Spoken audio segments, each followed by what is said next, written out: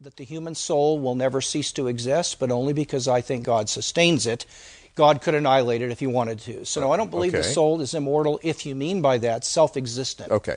But it can exist forever because God sustains it. Yes, and it's different from the body. The soul can exist without a body. Okay. If a one-cell bacterium or an amoeba reacts with its environment, we know it's alive, that it has some kind of soul, maybe very, very, very simple compared to our soul. That's right. It's not conscious, but you can't explain the interaction of its parts mechanistically. You have to have a whole that is prior to the parts if you have evidence that the parts function and are what they are in light of that whole. So the very simplest of forms of life, you would say, have a soul but do not have consciousness. That's right. Because consciousness may be the mind, and that's one of the faculties that is not existent at that level. Exactly right. You mean I understand this now? Well, I hope so. I'm not sure I understand it. Here's JP's argument for the soul. Because consciousness differs from brain states, and because the self is simple, while the brain has parts, the conscious self is more than the brain. While JP's argument is philosophical, it is based on his Christian belief. But there's a new movement among Christian philosophers which denies the existence of a soul.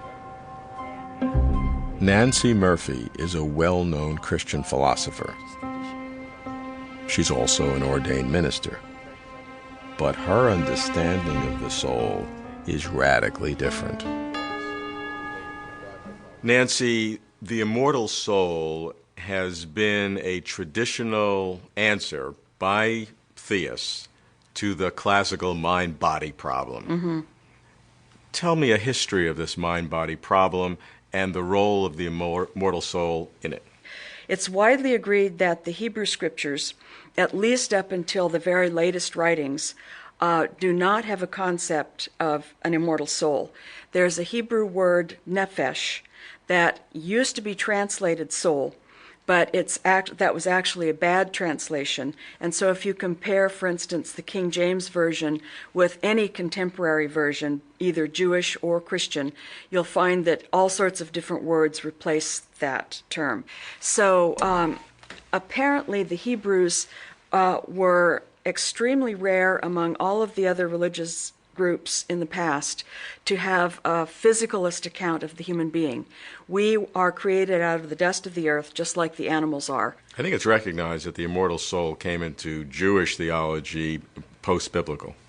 Yes, and one theory is that it was simply picked up from Greek philosophy, which is quite credible. So we get now to the period, say, 200 years before and 200 years after Jesus' day, and we have a whole melange of ideas. There is one group among the Jews who continued to hold that we are purely physical and there's no such thing as life after death. There's another group that's adopted body-soul dualism and expects the soul to be immortal after the body dies, just like many of the Greeks did. There's another group, which is interesting, that thinks of us as purely physical, but believes that at the end of history, the Lord will raise all of the people up, a general resurrection.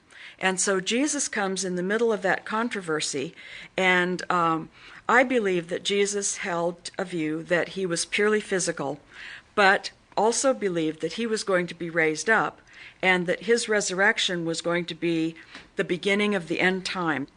So I believe that that's how Christianity started out, but the Apostle Paul was extremely influential. He was very much influenced by Greek thought, and by the time we get to Augustine writing around the year 400, body-soul dualism was very well established in Christian theology and was connected up to a number of other Christian doctrines.